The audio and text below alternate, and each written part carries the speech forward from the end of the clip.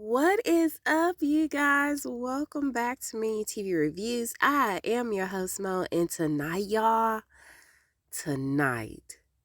one of my favorite shows is back, y'all. It is The Traitors. That's right, y'all. This is season 3, episodes 1 and 2. All right, so usually these hopefully will be combined. I don't know if they're gonna do one per week. But if they do, these are going to be pretty short. So hopefully they'll do 2 a week so I can combine them. All right. So I hope you guys have had a wonderful week thus far, y'all. It is just Tuesday. I need to catch up on some shows. We're going to be knocking out Dexter. Hopefully multiple episodes of Dexter so we can get caught up. We're going to be finishing The Madness. We're going to be doing a little Will Tran and High Potential later on this week, y'all. I'm so excited, okay? So without further ado, let's go ahead and get into The Traitors. Okay, y'all, so this is season 3, episode 1, titled Let Battle Commence. All right, so the synopsis for this one is: a new all-star cast descends on the Scottish Highlands for the ultimate game of deception and the chance to win up to $250,000. Before the traitors are selected, the players must make a huge choice which could affect the course of the entire game. All right, y'all. So, of course, we know that our host for the Traitors is Mr. Allen himself. Okay, y'all. I love him. Him and his passions, okay? So I feel like I might be missing a couple of players, but I tried to catch them as they came across the screen. I don't really watch most of these shows like that, y'all. So if I forget somebody, please forgive me. But if they get murdered or banished, then they'll pop up.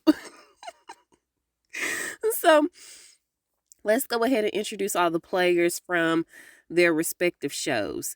So from the Housewives, we have Dorinda from New York, Ayan from Dubai, Dolores from New Jersey, and Robin from Potomac. Now, I do know Robin. I don't watch Potomac, but I've heard of her and Giselle. Okay. I don't know any of the other women. From the Bachelor / Bachelorette, we have Wells. And he is from The Bachelor in Paradise, and then Gabby from The Bachelorette. We've got Sam, who is Britney Spears' ex-husband, Dylan, who is Zac Efron's brother, Nikki Bella from the Bella Twins from WWE, of course, Ivar, the King's second cousin. I don't know this, like King Philip. Y'all know, one of the royal family's cousins, okay? And Sam, who is supposed to be an actor and a model. I haven't seen him in anything. Or maybe I just wasn't paying attention. From The Biggest Loser, we have Bob Harper. From Summer House, we have Sierra. From Survivor, we have Tony, Jeremy, and Carolyn. And from Big Brother, we have Brittany and Danielle. From Selling Sunset, we have Chris. Is it Chriselle or Chriselle? Y'all, I could have sworn I saw an H in there, and then one time I didn't see an H. Anywho, from Vanderpump Rules, we have Tom Sandoval. Now, I have heard of him, but that was because of that cheating scandal. But I don't watch Vanderpump Rules. And then from RuPaul's Drag Race, we have Bob the Drag Queen. My auntie loves RuPaul's Drag Race. Yeah. Shout out to my auntie. I love you, lady. Okay. So, if you have not watched The Traitors, where have you been?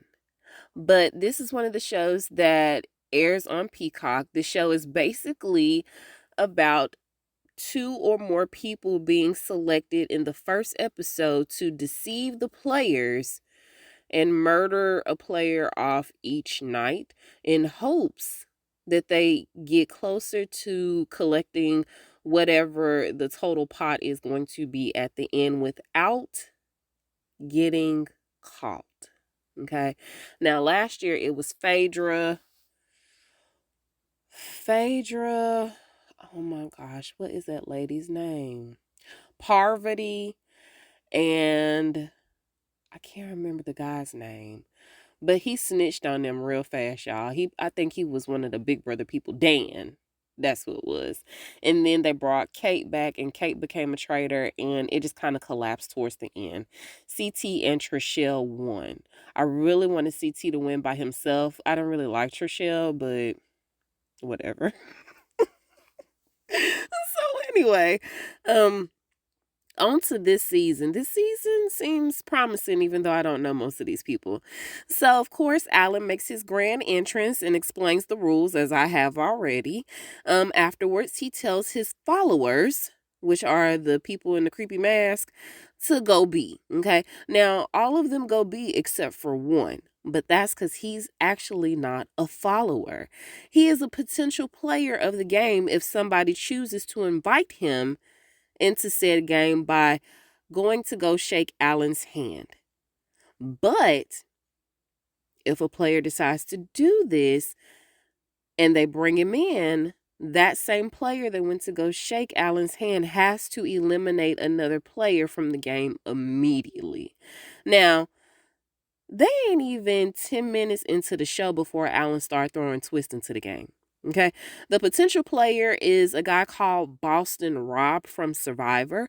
And from what they say about him, he's pretty manipulative, he's duplicitous, and calculating. Seems like my type of guy. For a game show, of course. Now, Brittany is nervous because clearly there is some bad blood between her and Danielle. She had apparently kicked Danielle, or she some kind of way played a part in Danielle being kicked off of Big Brother. Again, I don't watch most of these shows, y'all, so I'm not familiar, but I do love this one. So I'm here for it. And so Brittany is nervous because, like I said, Danielle could eliminate her if she really chooses to exact her revenge at this time. But after thinking it over for what seems to be a little bit of forever, no one decides to shake Alan's hand in this moment. Now, everybody mingles, of course, and pitches why they would love to be or to not be a traitor to Alan. And then they head to the round table where Alan ends up picking 3 traitors like he did last year. Now, oh, you know what? It was 2 at first. And then they brought 1 into the mix. So he picked 3 traitors this go round. And the traitors for this season are Danielle, Carolyn, and Bob. So this is going to be fun. Now, Carolyn seems to be all over the place, y'all. Like, when they were rolling up, I initially thought it was Trishelle, and I was like, wait a minute, when did she get all these tattoos? And she done ate a little bit. But yeah, no, it's not her. Okay. So Carolyn seems to be very hyperactive, and I think this probably will come in handy for her as a player later on, because nobody will ever know when she's kind of not acting loopy, you know? Now, he does tell the faithfuls that it's really important to discover who the traitors are, because after somebody is banished, they're supposed to be revealing whether they're a faithful or a traitor. But the way that he explained it, I was like, wait a minute, are they not revealing it once they get banished? But they are, y'all. Okay. Don't fret. They're still going to reveal if they're a faithful or a traitor before they leave. But they do still have to rely on their instincts, because obviously we want as many faithfuls here at the end so we can all get to this money. Okay. So Tom immediately suspects Chriselle because of some random movements that she made right after he took off his blindfold. So he took off his blindfold really fast, y'all, in hopes that he would see people's reactions. And according to him, she was moving a little too much for him, for his liking. So he ends up telling a few people, and of course, one of those people that he happened to tell was Dylan. And so the other 2 people that he chose to share his suspicions with are Carolyn and Danielle. Won't you look at that? But he writes those 2 off pretty quickly because Carolyn's normally extra anyway, so he doesn't really suspect her. And Dylan tells Chriselle, of course, about Tom's suspicions, and Chriselle was like, yeah, whatever. Okay, she just chalks it up to the fact that she's friends with his ex, Ariane. So, a little bit of bad history there. He cheated on her bestie. Of course, she gonna feel a way about it. I would too. But don't try to make me lose out on my bag just because you feeling the way. Now, they end up arriving to their first mission, and this mission is on the water. Okay. They've got 1 hour and 15 minutes to row Little Loch Ness Monster, because that's what it was. Little Loch Ness, Little Loki, to multiple pontoons that are on the water. Now, on these pontoons is either fuel or cases full of money. And on each pontoon where the money is 2 cases totaling $20,000. So they have the ability to make $40,000 off of this mission, but there's twists coming.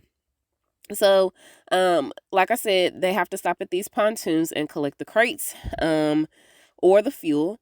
And then they have to row back in time to use the gasoline that they've collected to light the emblem on fire. And whoever is there in said emblem when it's lit up, will be able to not be eliminated for that night. They will be protected from elimination. Now, if they're not there, or they run out of time without completing the mission at all, then all of them will be up for elimination. And so everybody gets on little Loki, and they struggle for a little bit. Okay, a lot of us have never picked up a row, a oar. What is it? A oar? OAR. A row paddle. Okay, I don't know the first thing about it. We can try to get coordinated, but it's gonna take a little minute. Okay, so it took them a little minute to get it under wraps, and they finally did, because I think who was it? Bob the Queen had said something about them saying he ho, so they are finally able to get into this rhythm, right? Thank goodness. And so they finally make it to the first pontoon, but like I said, there's a twist. 2 people have to sacrifice themselves for elimination by staying on this pontoon in order for them to even move on to the next one. So, of course, nobody wants to volunteer, because who wants to stay back and get eliminated the first night? Nobody. But finally, Robin and Aeon decide to stay back. Once they get to the second pontoon, because they was like, oh man, that was a hard decision. Once they get to the second pontoon, guess what? They got to do it all over again. But this one is for I think the $20,000, right? The first one. And so Dorinda and Dolores decide to hop off this time and volunteer themselves. But the way Dorinda hopped off so quickly had people feeling a little suspicious about it, because only traitors would be so eager to hop off, right? Unless you're a traitor, because you want people to think that you're scared for your safety, for your elimination, right? So they get to the third pontoon, and Bob the Queen and Danielle hop off. And y'all, they don't even know that they've both been chosen as traitors. So I was like, wow, that's insane how that worked out. And so on the fourth pontoon, Bob and Sam, the other Bob, Harper, Bob H, and Sam decide to stay back.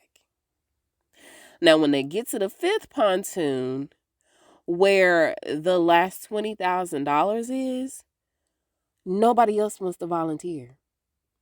Now, I don't remember how much time they had. I feel like they might have had more than like 30 minutes left.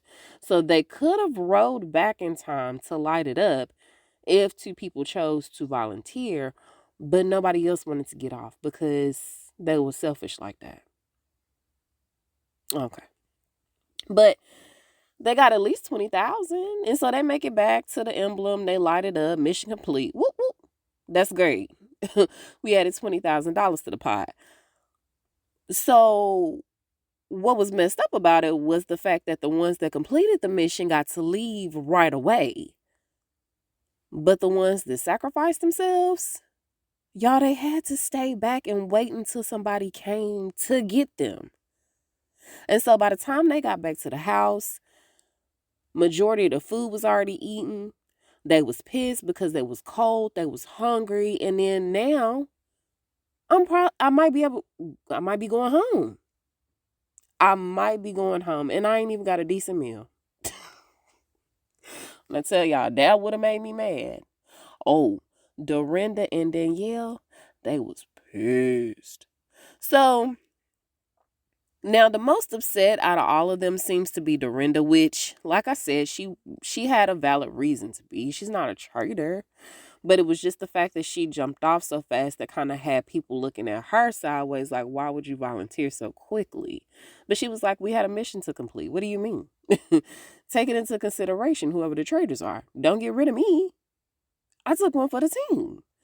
So later on that night, the traitors all meet, and of course, none of them would have even thought that the others would be joining them on this journey, right? So Lord, Danielle and Bob the Queen are elated to find out that they're going to be working together. And Carolyn, they were excited about her too. Like I said, she's a wild card, so you just never know which way she going to sway.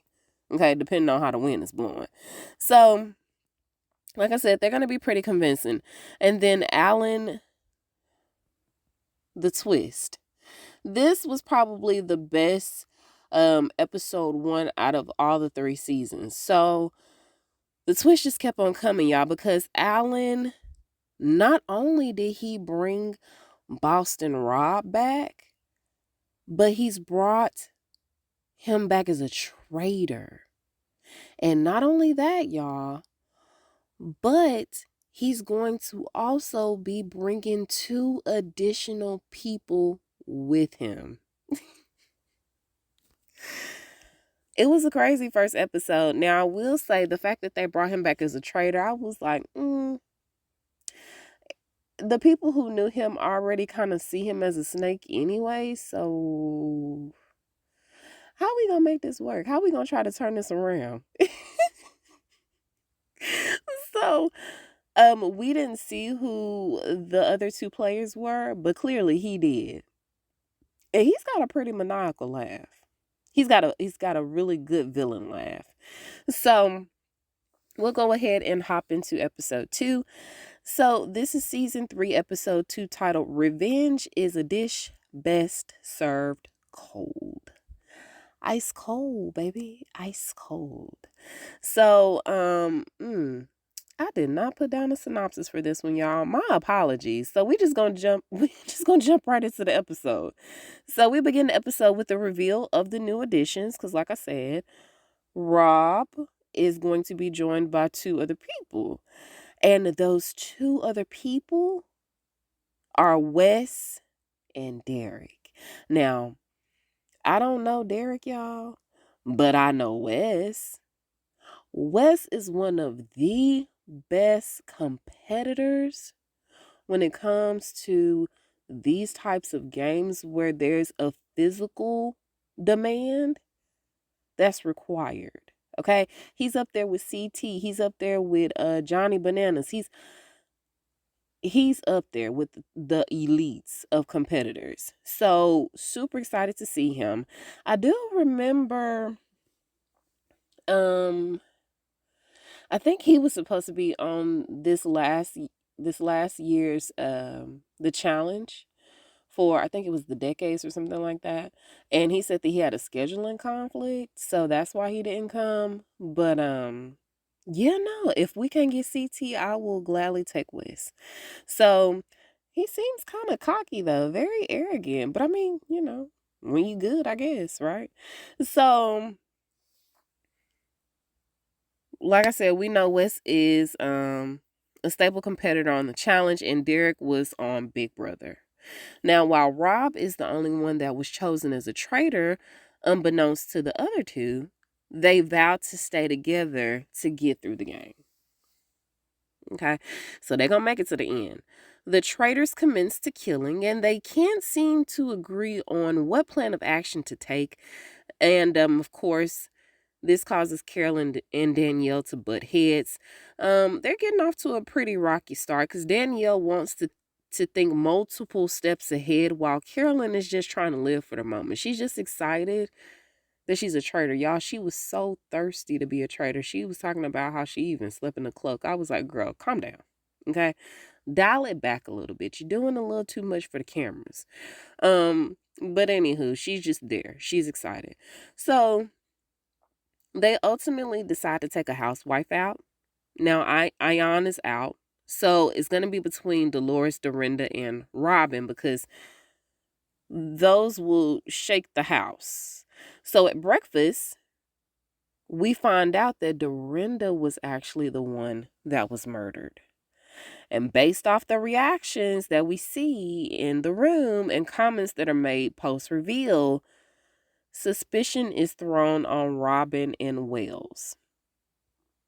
Now, the reason that Wells was kind of suspicious, I can't remember, what did he say? I think it was him and Robin that had got into it. And Robin was saying how she felt like this was a really good play for them to get rid of Dorinda because this would cause chaos and how it would have them looking at one of the other housewives for it. And so Wells was like, no, that was a bad idea, this, that, and the third. And so the way that she jumped to say, oh, that was a actually good strategic thing to do if you're a traitor, the way that she said it so fast made her look suspicious. But I can't remember what made them look at Wells. So anyway, I probably wrote it down in these notes somewhere. And so Carolyn feels like Danielle and Bob are playing it up too much because y'all, they faking like they tearing up, and they are doing a little bit much. Okay, I don't see like them as all three of them, the traitors. I don't see all three of them making it to the end. Somebody is gonna get God. And so anyway, they get ready to go on their mission for the day, and Alan reveals that 3 additional players are being added, and this stuns everybody, especially when they see who they are. So Alan has this mission happening out in the forest. And y'all, these people have been in these cages since last night. Now, of course, they, let them out so they could go to sleep. But the fact that you woke me up this good early morning to put me back in the cage just so I could be outside and getting ate up by mosquitoes, oh no. No. Don't like it. But they're there. So the players are revealed, and Carolyn absolutely hates Wes. And Derek was like, I'm so glad to see Danielle here. He reveres her. She's very highly regarded in his realm of play. But there is a mission to complete. They've got 20 minutes to get them down in order to possibly get the shield that each of them has. So each one of them has a shield. Now, if they can get all 3 of them down, then of course there will be 3 opportunities to gain the shield. If one person gets down, then there's 1 opportunity. So they have to find these coins that are kind of scattered throughout the forest. And every time they find a coin, it's worth $100, right? And so they'll add them to the players. They have like these little coin collector bins by their respective cage. Oh, that sounds awful. And so once they put the coin in, this lowers them closer to the ground until they're completely on the ground and they're released. Okay. So the more coins they add, like I said, the closer they get to the ground. And they only got 20 minutes to do this, y'all. So I was like, okay, that's a lot of coins to find in 20 minutes. And these coins are not like the biggest things, but y'all, they managed to actually find all of them. And they add $15,000 to the pot. And just like last year, which I hope they don't do this too often and make it actually more realistic, they got down to the last seconds. Like we was on the countdown, like 876. Last coin is getting inserted. the mission, y'all. So good for them. They got 3 shields, right? But Alan tells them that they'll be able to award the shields after round table, and that all 3 of the new players are safe from elimination for that night. However, they cannot participate in the vote until tomorrow night. Okay. So at the round table, Bob the Queen starts it off by pointing suspicion at Wells, and Robin seconds that, but it gets shut down pretty quickly, just because, they don't really see it for Wells like that. Nobody really sees it for him. So Tom jumps in and names Chriselle and Jeremy as possible traitors. Ivar's name is thrown into the mix due to his back and forth that he had with Dorinda. It was him that had the back and forth. So Dorinda, when I tell you, she chewed him out, y'all. Chewed him out. um, and so they threw his name into the mix because they thought that he might have possibly gotten rid of Dorinda due to their little back and forth. And so in the end, Wells, Robin, and Ivar all have 4 votes apiece, with Carolyn as the tiebreaker, essentially. Y'all, I really can't remember why they thought Wells was it. Just because, suspicion was thrown on him by Bob and I think Robin. But anywho, that was that. Okay. So Carolyn ends up voting off Wells. I really thought that they was going to go with Robin, but no. Mm-mm. Now, despite their suspicion that they do believe that one of the traitors is actually a housewife, they let one stay. They ain't tried to get rid of one just yet, besides Dorinda being actually killed off. So he goes up there, he does a little hand clap for them. He says that if they're gonna keep going down this road, then baby, it's sheer destruction for y'all, because I'm a faithful. And everybody is upset. Now, after the round table, people are talking, and Dylan, Ion, and Robin are together. And Dylan says that he believes that Bob the Queen may be a traitor. Now, he initially said that he thought it was Robin. But he was like, if you're telling me the truth, if you're really telling me the truth about you not being a traitor, then I guess I'm going to have to believe what you say. You can't be lying to my face, right? Now, we know she's not a traitor. And he's actually spot on about Bob the Queen. So we're going to figure out how long Bob the Queen going to last. His days might be limited there. Now, it's only 3 of them that feel this way. So if Bob can get a hold on it real fast, maybe he can get Dylan up out of there too. I don't know, y'all, but the more men that they get up out of there, some of these women, you might not be able to get as much money, because last year when they had that one mission, they failed miserably. One of them came through in the clutch. Was it Trishelle? I think Trishelle might have been the one that came through in the clutch for them and won them a lot of money. I can't remember who it was, but y'all, yeah, that one mission, I was like, they are done. Because they have voted off a lot of the good competitive players. So anywho, that was that. So we still got these 3 shields to hand out. Now, Tony ends up getting a shield from Boston Rob because he was like, I don't really know the rest of these people here. The only people I really know are Tony and Jeremy. And honestly, I would rather go ahead and try to pretend like they can build trust with me before I, just slit their throats. That's what he said, not me. Before he deceives them later. Now, Dylan gets a shield from Derek because he's not quite sure who he can trust just yet, but he knows that Dylan seems to be a pretty stand-up guy, so here you go. And then Jeremy ends up getting a shield from Wes in hopes that this will create some sort of reciprocity later on down the line. Okay, you scratch my back, I scratch your back, we'll make it to the end and we'll be good. Now, Wes was thinking, and this was pretty smart too, strategically, there are a lot of survivor players there, outside of like the housewives. And so he was like, yeah, this probably should be the move for me. So we'll see what happens. Now everybody ends up going to bed, and we see Boston Rob make his trek to join the Traitors. And once he take that hood off, y'all,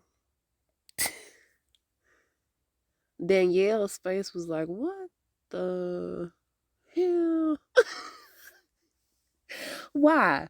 Didn't we just let him leave yesterday? Y'all brought him back? Oh, okay. I don't think he gonna last, y'all, but we'll see. All right. Good first two episodes. I would have did episode 3, but I don't want to do odd numbers like that. But y'all let me know what y'all thought about it, okay? Okay. You can reach me at Me and You TV Reviews on Facebook and on Instagram. You can also reach me at my TV Reviews podcast without the S on the end at gmail.com. I love y'all, okay? Y'all stay safe out there. Enjoy the rest of your week. Y'all prayers are still up for everybody still going through with these LA fires, y'all. Yeah, prayers up. All right, y'all, that's all I have for now. So until we meet over the airwaves again, I am Mo, and I'll talk to you guys soon. Bye.